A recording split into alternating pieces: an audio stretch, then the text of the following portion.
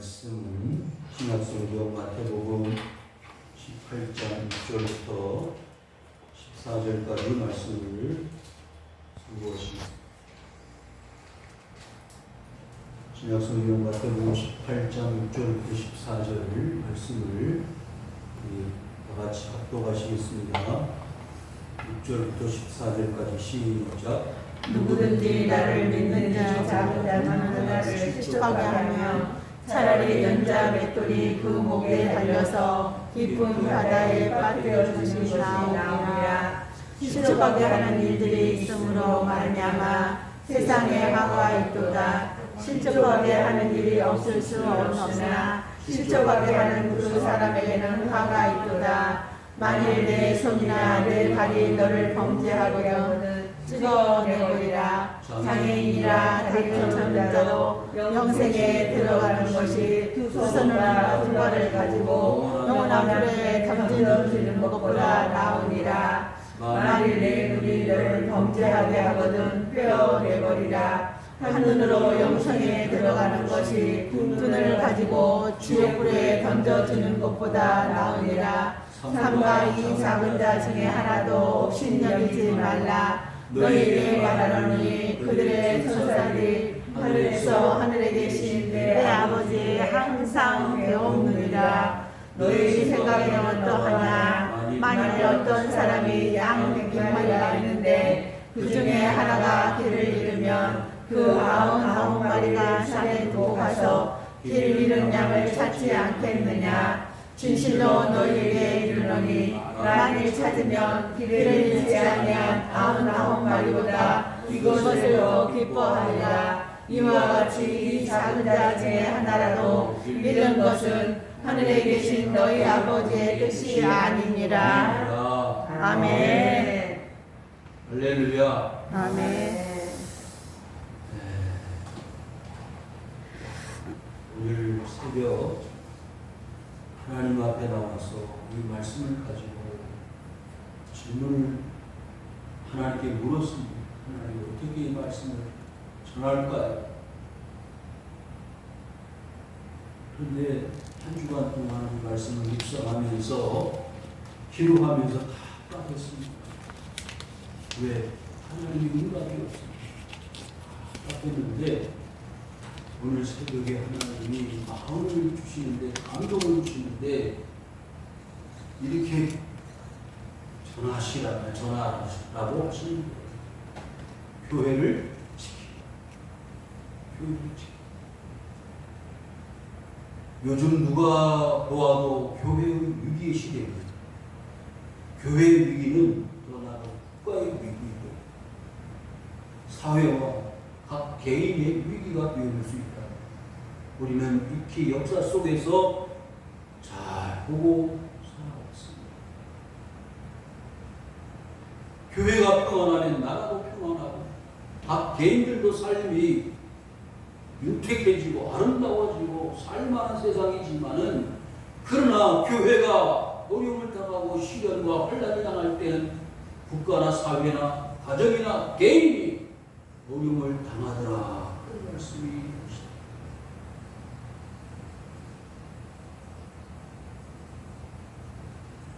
하나님, 그래서 어떻게 전할까요? 그런데 교회를 지키는 것은 나를 지키는 것이다. 가정을 지키는 것이다. 여러분, 나를 지키기 전에 먼저 교회를 지키고 하나님의 전을 지켜야 된다는 것. 그렇지 않으면 하나님께서 우리나라와 민족과 가정과 사회와 각 개인을 하나님이 지켜주시지 않는다는 것. 중세 시대에 보십시오. 1000년 동안에 아무 비가 되어졌다고 말들을 하는데 그 이유가 무엇입니까?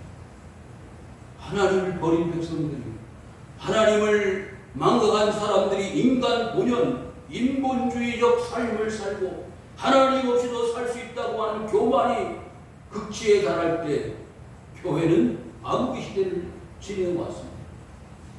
기독교가 융성하고 교회가 발전할 때에는 하나님이 그에 응당한 삶의 복을 허락해 주셨습니다.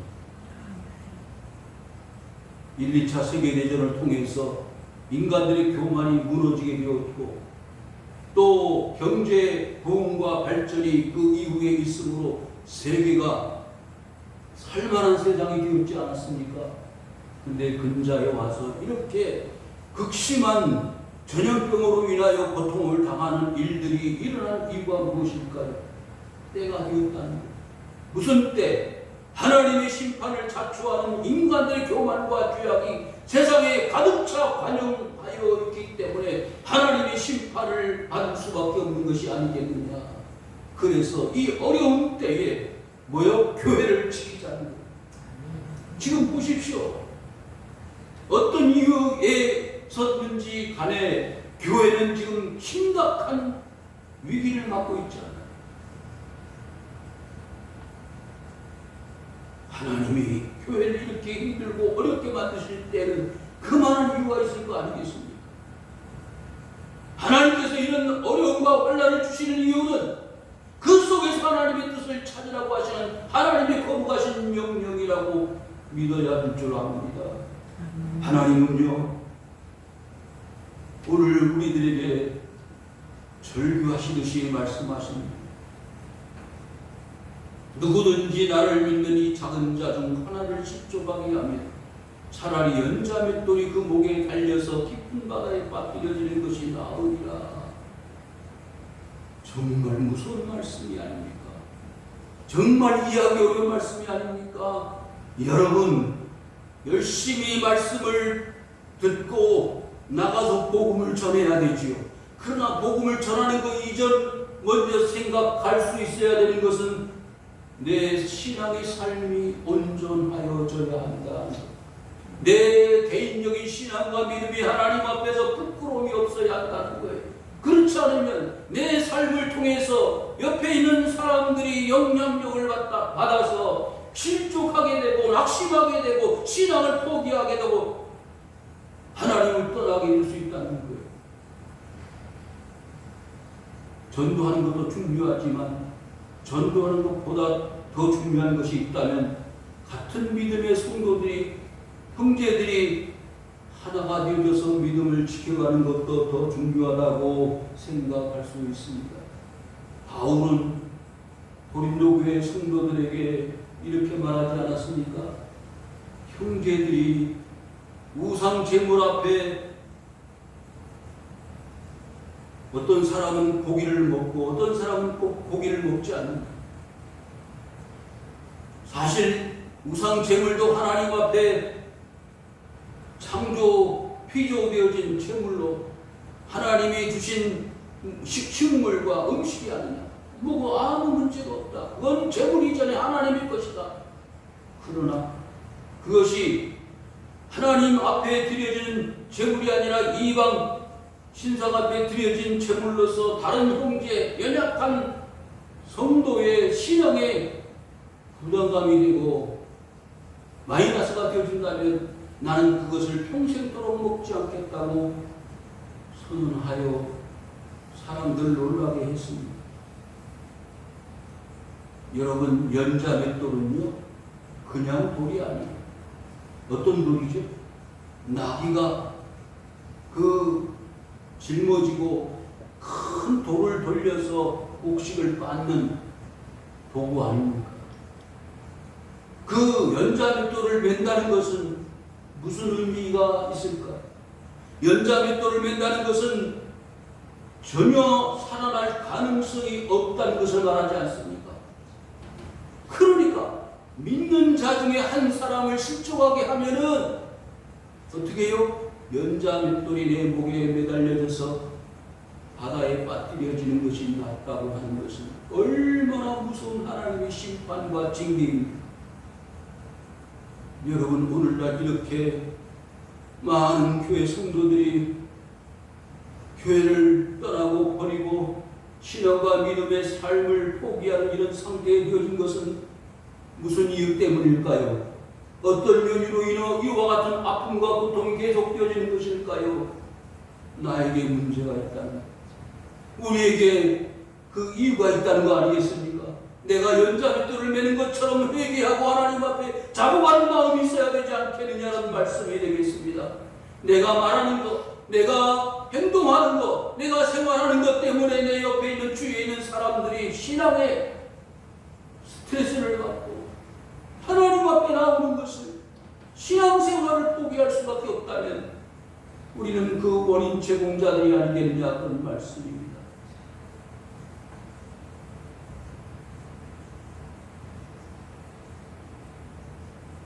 어떻게 하면 우리는 이와 같은 범죄를 행하지 않을 수 있을까?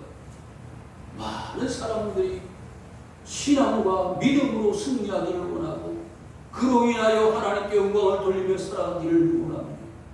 그럼에도 불구하고 원하든 원치 않든 간에 우리는 형제들에게 큰 시험거리가 되고 그들을 고통스럽게 하는 원인을 우리 스스로들이 만들어서 그들을 하나님 앞으로 나오지 못하게 하는 결정적인 원인 제공을 하여 왔던 것이 사실입니다. 그래서 오늘 본문 앞부분에 보시면 어린 나이 하나를 앞에 불러 세워놓고 어린아이와 같이 되지 않으면 결단코 천국에 들어갈 수 없다고 말씀하셨습니다.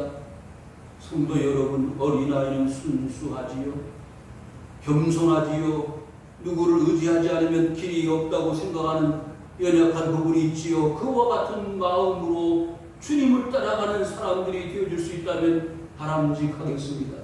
그러나 스스로 교만하여지고 누구의 도움도 필요 없는 부모도 형제도 스스로 나에게는 아무런 보탬이 될 수 없기 때문에 나 혼자 유아 독존, 세상 천상천하에 자기 혼자밖에 없는 줄로 알고 교만하여 사는 자에게는 결코 길이 없다는 사실을 우리에게 보여주고 있지 않습니까?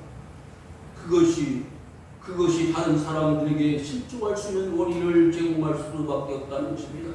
실족하게 하는 일이 있음으로 말미암아 세상에 화가 있도다. 실족하게 하는 일이 없을 수는 없으나 실족하게 하는 그 사람에게는 화가 있도다. 형제를 보고 라가라고 욕을 하면 그는 천국에 들어가지 못한다고 했습니다. 지나가는 여인을 보고 음욕을 뿜으면 그 사람은 이미 간음을 하였다고 했습니다.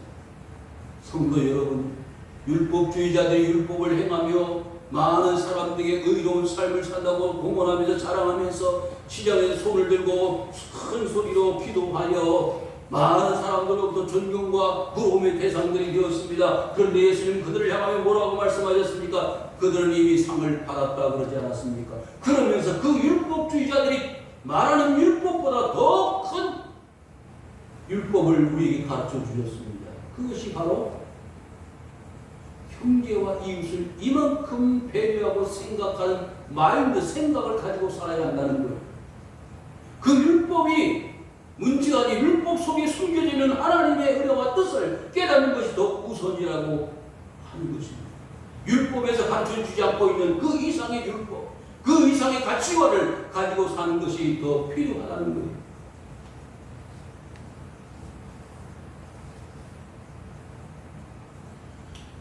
이 말씀을 가지고 한 주간 묵상하라고 기도하는데 답이 없어서 우리 친구 목사님께 전화를 했어요. 어떻게 하면 좋겠느냐? 사실 이 부분은요, 연자맷돌을 맨다, 믿는 자가 실족한다, 어떻게 믿는 자가 실족하여 버림받을 수 있겠느냐? 여러 가지로 고민을 하고 같이 대화를 하는 중에 그 목사님, 교수 목사님이 이렇게 말씀하시더라고요. 진짜 믿는 사람은 실족할 수가 없지 않겠느냐. 그것이 우리 장로교 개혁주의적 입장에서의 신앙 의식이다. 그런데 한 가지 우리가 놓쳐서 안 될 것이 있다는 이야기를 그 목사님이 말씀하시더라고요. 그게 뭐냐? 나 자신을 보호하고 지키는 것도 실족하지 않게 하는 것. 형제를 실족하게 만드는 것, 신앙생활 하지 못하게 하는 것도 중요한 실족거리지만은 나 자신을 절망하게 하고 하나님으로부터 멀어지게 하고 기도하지 못하게 하고 낙심하게 하는 그런 자신들도 안겨진다고 생각한다. 그 목사님 그렇게 말씀하시다. 여러분, 주위에 여러 가지 환경적 요소가 우리를 너무나 실족하게 하고 실망하게 하는 그런 사회 속에 우리 삽니다. 내가 열심히 신앙생활 해보려고 하는데 코로나 때문에 어려워. 교회 가는 것이 부담스러워. 여러분, 예배하는 것이 신앙이고 기도하는 것이 믿음이고요. 시간을 지키는 것이 하나님 앞에 옳은 길입니다. 그것을 포기하고 그것을 마다한다면 우리는 스스로 실족하게 만드는 것입니다. 과거에는 그러지 않았다는 이야기들을 우리는 많이 들었잖아요. 주일날 예배를 드리는 것, 그건 매우 당연한 하나님 앞에 성도의 본분이고 마땅한 일이었습니다만 오늘날 많은 성도들은 그 가치관이 무너지고 있다. 생각조차 어디서 간다는 거예요. 하나님의 말씀이 더 이상 하나님의 말씀이 아니에요. 그래서 오늘 새벽에 하나님 앞에 제가 기도하면서 하나님, 저들이 말씀을 따르고 지키고 준행할 수 있는 비결이 무엇일까요?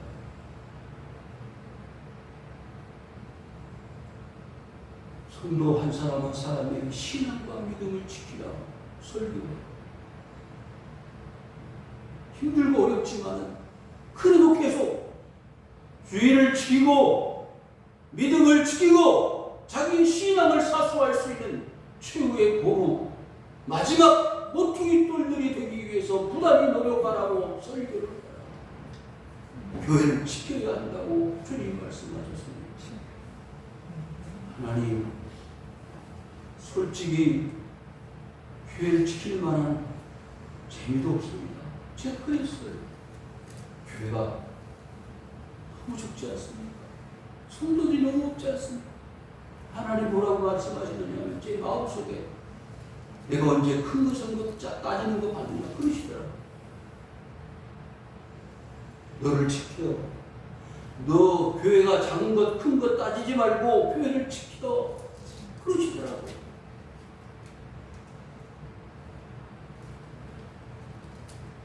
그래서 저는 솔직히 목회자로서 지금까지 목회해 오면서 이렇게 실망하고 실족할 때가 없었다고 고백합니다. 그런데 하나님은 그 실족하여 넘어질 수밖에 없는 이 목회자, 목사에게 하나님이 스스로를 지키라고 그렇게 말씀하시는 거예요.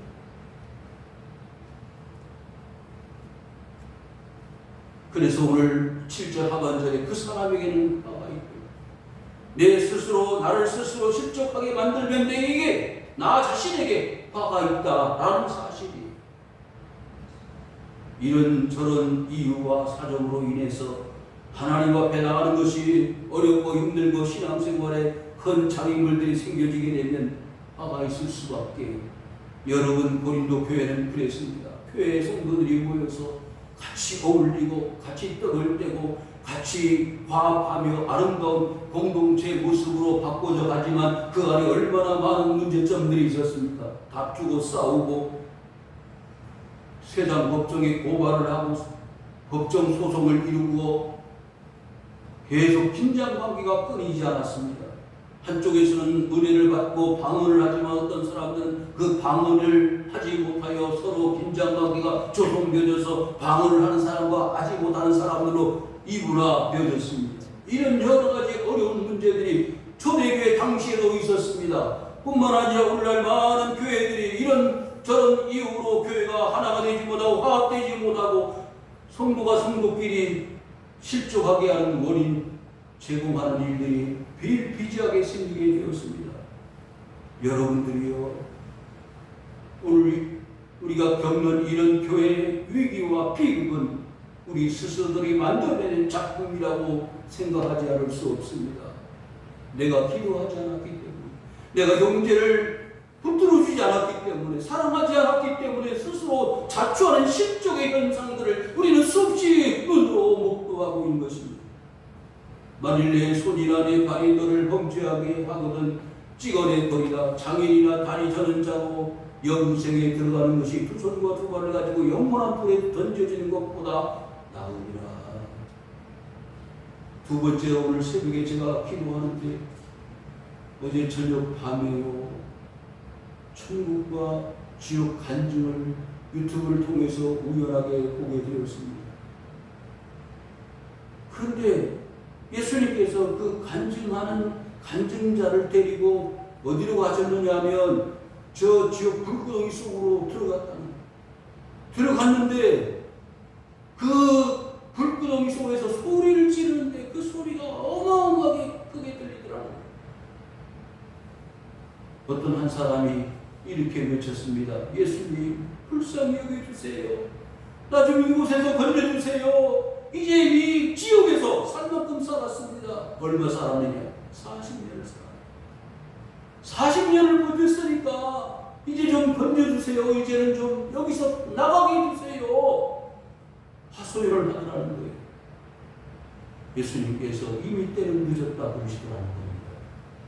내가 세상에 있을 때 너를 향하여 얼마나 사람들을 보내서 복음을 받으라고 예수를 믿으라고 전했느냐. 그런데 너는 한결같이 그것을 거절하지 않았느냐 그러시더라고요. 그런데 보니까 그 주위에 서로 없는 사람들이 더러운 냄새나는 그 썩어 코를 막을 수밖에 없는 그 더러운 곳에서 소리를 지르는데 아우성 소리가 머리가 치근치근할 정도로 소리를 질러대더라고요.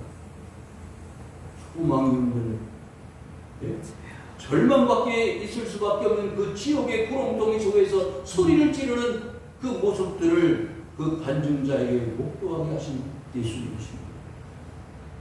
여러분, 저는 오늘 어제 저녁 그 간증을 유튜브를 통해서 보면서 가슴이 철했어요. 왜? 정말 이 지옥이 있고 천국이 있다는 것을 세상 모든 사람들이 알 수만 있다면 얼마나 좋을까. 오죽하시면 주님이 이렇게 말씀하셨을까요? 두 발이 잘못하면은 찍어내 버리고 절뚝절뚝거리는 장애인이 되어서 천국에 들어가는 것이 지옥의 불에 던져진 것보다 낫겠다.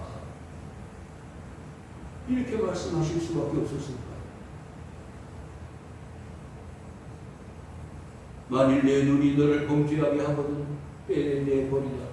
한 눈으로 영생에 들어가는 것이 두 눈을 가지고 지옥불에 던져지는 것보다 나아. 성도 여러분, 우리의 삶에 하나님 앞에 나가는 것에 방해가 되는 어떤 것이 있더라.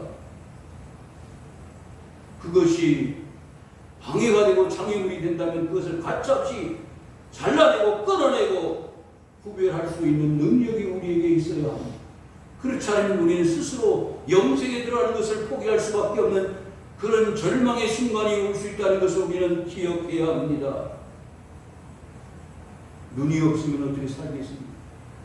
그러나 천국에서는요, 눈이 없어도 살 수 있는, 발이 없어도 살 수 있는 물질세계, 육체세계가 아니기 때문에 아무 문제가 없는 것입니다. 육체는요, 땅에 두고 가는 것입니다. 그래서 그 간증자가 주님이 부르실 때 그 영혼이 자기 육체에서부터 분리되어 쭉 하늘로 올라가는 걸 보았어요. 그리고는 모든 식구들, 형제들이 다 잠자리에 누워있는 것이 보여졌습니다. 자기 육체도 보이더라 이 말이죠. 잠을 자고 있는데 이렇게 세상을 떠나가는 거예요. 여러분, 육체로 산 세상은 80, 90, 100년이면 족합니다. 그러면 그 다음 세계는 뭐냐? 영생의 세계예요. 육체의 몸을 입고 살다가 그 육체의 몸을 이 땅에 놓고 영혼의 세계, 영생의 세계로 들어가는 때가 온다는 거예요. 그래서 그때를 준비하고 사는 것이 지혜로운 삶이 아니겠습니까? 그런데 누구는 천국으로 들어가고 누구는 지옥으로 들어가는데 그 결과론적인 결말은 어떻게 되어지겠느냐. 하나님만 아시지만은 10절에 이렇게 말씀했습니다. 이 작은 자 중에 하나도 업신여기지 말아라. 너희에게 말하노니 그들의 천사들이 하늘에 계신 내 아버지의 앞에 항상 배우느니라. 저는 이 말씀을 묵상하다가 깜짝 놀랐습니다. 하늘에서 하나님이 정해 놓으신 구원받을 자들이 필요한 뭐가 있다고요? 천사들. 그래서 목사님이 이것을 가지고 천사 동원을 한다고 해서 이단 시비가 걸리는 문제도 과거에 있었습니다만, 아무튼 천사들은 하나님의 구원받은 자들을 위해서 돕는 영적인 존재들이라는 건 확신합니다. 하나님은요, 천사들도 흠모하는 구원의 놀라운 역사를 우리 모든 주의 성도들, 구원받을 자들에게 허락하시고 있다는 것을 여러분들이 믿으시기를 바랍니다. 아멘. 그래서요, 그 연약한 자, 어린아이 같은 신앙을 가진 자라 할지라도 그들의 천사들이 그 영혼을 구원받게 하기 위해서 하나님 앞에 나가서 날마다 돕는 간구를 한다는 거예요. 하나님, 저 불쌍한 영혼을 건져주시기 바랍니다. 그런데 실족하게 하면 그 책임이 누구한테 있어요? 그래서 연자맷돌을 매야 된다는 거예요. 여러분, 그래서 내가 신앙생활을 잘해야 된다는 거예요. 그냥 적당히 아무렇게나 해서는 안 되고 최선을 다해서 그 하늘나라를 바라보고 사는 사람들은 나 자신뿐만 아니라 내 옆에 있는 형제들과 이웃들에게 선한 영향력을 끼쳐야 되는 것입니다. 내가 내 몸을 사랑하듯이 형제를 내 몸처럼 사랑해야 되는 것입니다. 여러분, 내 눈 속에 있는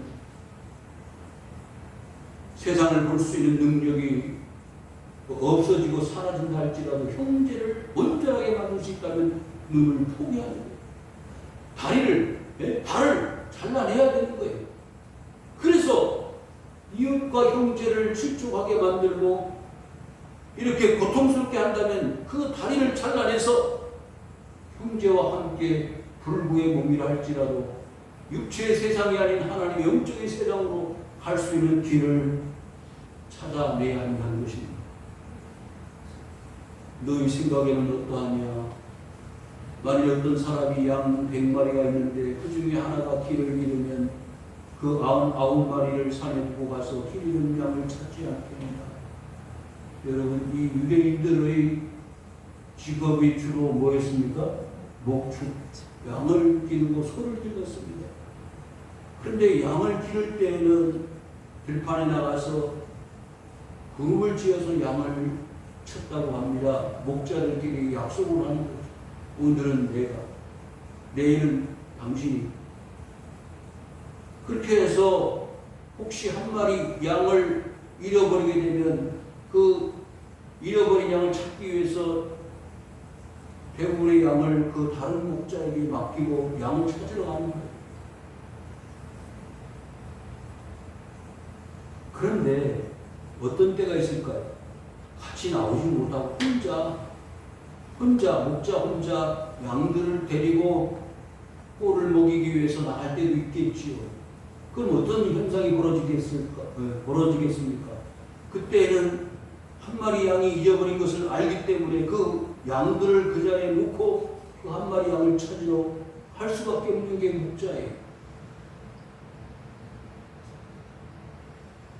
그럼 99마리도 어떻게 보면 한 마리 양보다 더 중요하잖아. 더 많은 숫자니까, 가치가 더 높으니까. 그렇지만 그 한 마리의 가치가 99마리의 가치에 거의 준한다는 거예요. 버금간다는 겁니다.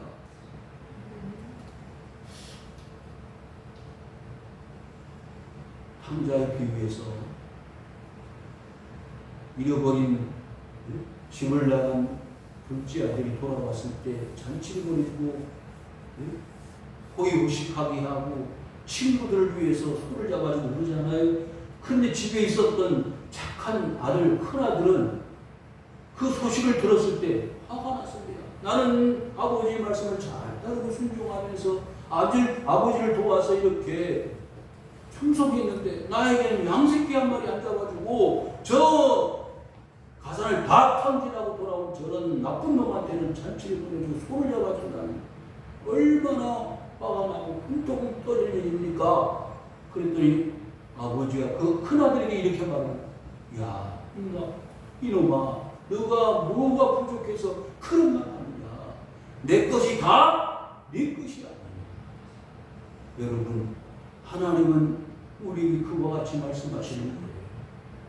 아이고, 목사님 그런 말씀하지 마세요. 제가 받는 게 너무 없습니다. 신앙을 좀 살려고, 신앙생활을 제대로 하려고 해도 뭐 있어야지요. 그런데요, 그 마음이 이미 하나님께 다 들리시는 거예요. 마음을 들으십시오. 내가 가지고 있는 것, 과거의 두 백돈의 이상의 가치를 가지고 있는 것이라면 아무 것이든지 문제가 되지 않습니다. 그것을 드리면 주님은 이 세상에서 최고로 많은 헌신을 했다고 칭찬하시기 때문에 그 한 마리를 찾기 위해서 99마리를 혹시 포기할 수 있는 상황이 되어져도 그것을 마다하지 않고 찾으러 가는 것이 목자예요. 사랑하는 성도 여러분, 주님은 그렇게 하시기 위해서 이 땅에 오신 것입니다. 우리 한 사람, 나 자신, 우리 여러분들 한 분 한 분을 구원해내시기 위해서 영광된 하늘나라 보좌를 버리시고 이 땅에 친히 찾아오신 것입니다. 그래서 뭐라고요?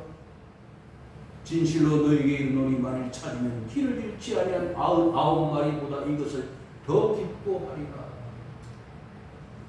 내 자신이, 여러분 한 사람 한 사람이 하나님 앞에 회개하고 돌아오는 것이 저 하늘나라에서 구원 받아서 영광을 돌리고 있는 그 모든 구원받을 사람들 이상의 가치가 우리에게 한 사람 한 사람이 있다는 거예요.